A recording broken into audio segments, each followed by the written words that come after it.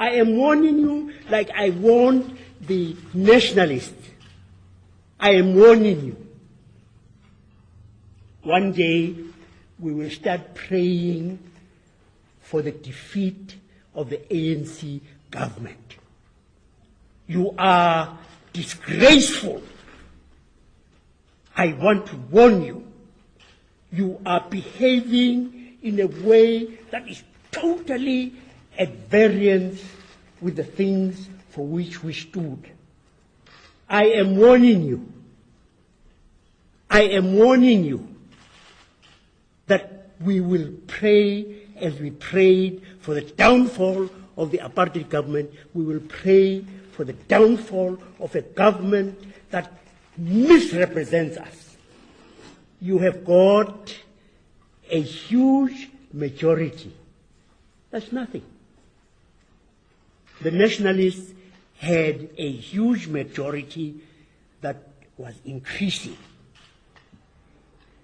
They beat the dust. Watch out, ANC government. Watch out. Watch out. Watch. Are not going to intimidate us. Don't shout. Don't shout. Don't shout. What are you going to do? What? So what? So what? Yeah, you are a disgrace, unfortunately. We are closing the event.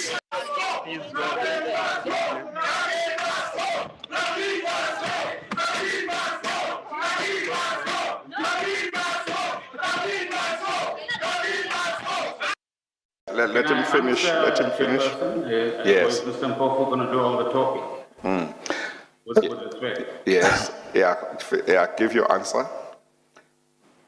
You don't have to be arrogant, Mr. Kotan. I understand it.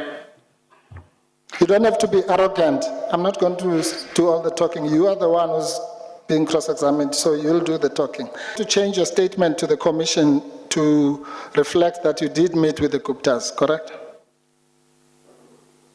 Yes, on the reminder that I received from my then Chief of Staff, who currently is the DG of the Treasury, Mr. Makhajani.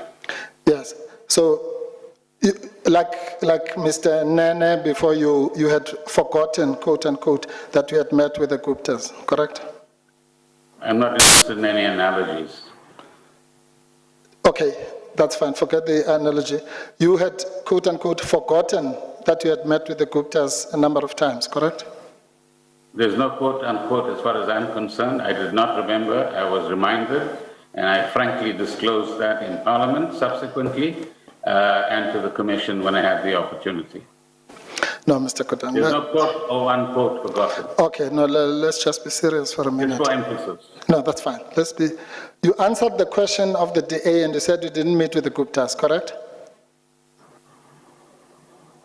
Well, I can't remember the precise formulation of the question. Yes, but you denied. I'm not interested in the precise formulation. During lunchtime. I'm sorry. Can you please, Chairperson? Yes. I do require some guidance from you. Yeah. If you could reflect on this, please. When I am answering a question, Yeah, no. to be given the opportunity No. to answer, not be interrupted. No. I was about to say, Mr. Mpofu must let you finish your answer. With respect, one sometimes doesn't know what Mr. Mpofu really wants an answer to, because he starts by saying Mr. Boyani is willing to give evidence and he ends somewhere else. So if he could crystallize his questions better, it will make it easier to answer them. Thank you. Okay. Let's do our best. Okay? Yeah, no, let's do our best. Yeah. Thank you, Mr. Kotan, for trying to teach me how to ask you questions. I note what you say. Do you agree or do you not agree? I'm not a lawyer, so I'm not going to agree or disagree. I note what you say. You don't know the importance of taking the oath before God? I affirmed right at the beginning of this proceedings, Chairperson. I'm not sure what Mr. Mpofu is pursuing here. Okay. I'm saying that if you go around... What else does Mr. Mpofu want? I ask the questions here, Mr. Koran. You are just a witness. So just chill and wait for the question, okay? I'm saying to you, if you make statements that you cannot back up under oath, you might be exposing yourself to the crime of perjury. Yes or no? As far as I'm concerned, there is enough evidence around, therefore there's no issue of perjury. Thank you. Okay, I won't go back. I think the chair explained this to you many times. Yes, it was a general proposition, but yes. I think you can move on. I will, Chair. I'll give up on that answer. You have no evidence, direct or indirect, that Mr. Moyane was part of state capture? No, I do. You do? Good. Yes. Do you have evidence that President Zuma was part of state capture or corruption? That's not a relevant matter here. Answer the question. It's not for you to talk about relevance. Answer the question. You're just a witness. Do you have any evidence that... Do you have any... Listen, you have to answer the question. I can't be doing this. Otherwise, we're not going to finish today. No, that's fine. If you look at the deputy Mr. Godan, please.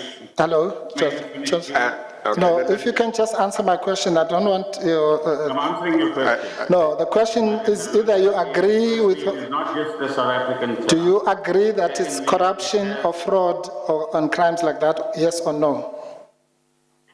I think, Chairperson, it might be very useful if Mr. Mpofu wants yes or no answers, then he must ask one question at a time. That's one question. Do you agree with that it's crimes like corruption and fraud? Hang on, Mr. Mpofu. Let him finish. I don't think it's going to take long to finish what he was saying. I think it's going to take long. Yes. Okay. You have no evidence that Mr. Moyane was part of state corruption. You said you do have. What is that evidence? You might want to look at the report of the commission chaired by Judge Nugent. No. If I were you, I would stay away from the commission chaired by Judge Nugent. I'm saying before the commission... You are not me, would you... Yes, I'm not you, thank God.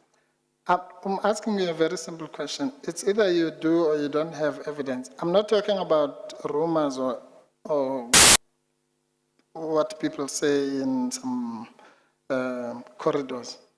Do you, Pravin Godan, have any evidence of Mr. Moyane working with the Hawks every day? Yes or no? I think you should leave out some of your preambles with respect, Advocate, but the question that you are asking is what the chair just asked and which I answered. Well, can you answer it again? Do you, Pravin Godan, have any evidence that Mr. Moyane was meeting with the Hawks every day? I'm asking this for the fourth time. Let me then repeat for your benefit, because you seem to be hard of hearing at this point. Maybe before you repeat, Mr. Godan. Mr. Godan, you don't have to insult me about being hard of hearing. Your job is to answer questions here. Mr. Godan. I'm not going to take that nonsense from you. You have no right to say I'm hard of hearing, okay?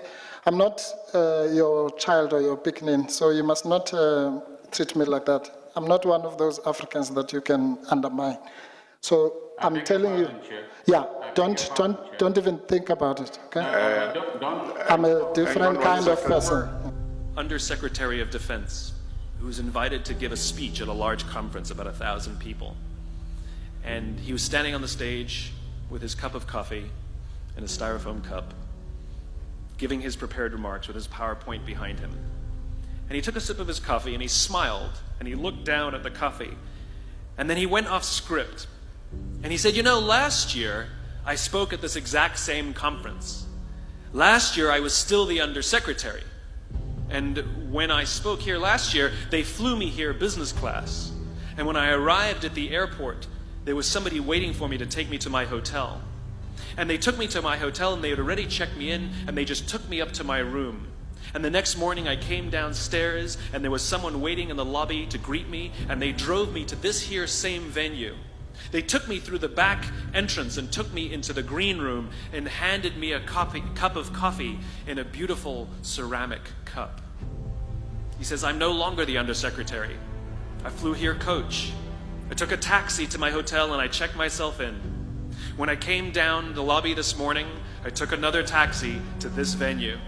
I came in the front door and found my way backstage, and when I asked someone, "Do you have any coffee?" he pointed to the coffee machine in the corner, and I poured myself a cup of coffee into this here styrofoam cup. He says the lesson is, the ceramic cup was never meant for me. It was meant for the position I held. I deserve a styrofoam cup.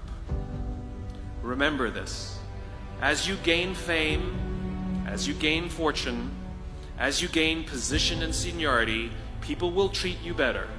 They will hold doors open for you. They will get you a cup of tea and coffee without you even asking. They will call you sir and ma'am, and they will give you stuff. None of that stuff is meant for you. That stuff is meant for the position you hold. It is meant for the level that you have achieved of leader or success or whatever you want to call it. But you will always deserve a styrofoam cup. Remember that. Remember that lesson of humility and gratitude. You can accept all the free stuff. You can accept all the perks. Absolutely, you can enjoy them. But just be grateful for them and know that they're not for you. I remember getting off the Acela. I took the Acela from New York to Washington, D.C. And I got off the train like everybody else. And I was walking down the platform like everyone else. And I walked past General Norty Schwartz, who used to be the Chief of Staff of the United States Air Force, the head of the Air Force. And here I did, you see a guy in a suit, schlepping his own suitcase down the platform just like me. And just a couple months ago, he was flying on private jets and he had an entourage, and other people carried his luggage. But he no longer held the position, and so now he got to drag his own suitcase. And never did it sort of remind me more that none of us deserve the perks that we get. We all deserve a styrofoam cup.